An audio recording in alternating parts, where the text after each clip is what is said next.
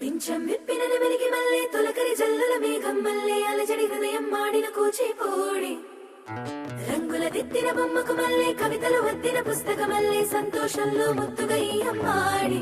ఆరారు ఋతువుల అందం ఒకటిగా కలిపి వింతలు ఏడు పక్కకు జరిపే కొత్తగా పుంతలు తొక్కెను ఈ అరవిందం అమ్మమ్మో తాండవమాడే కృష్ణుడి నుండి వేణువ గానం తీయక పండి రాధకు ప్రాణం ముప్పొంగే ఆనందం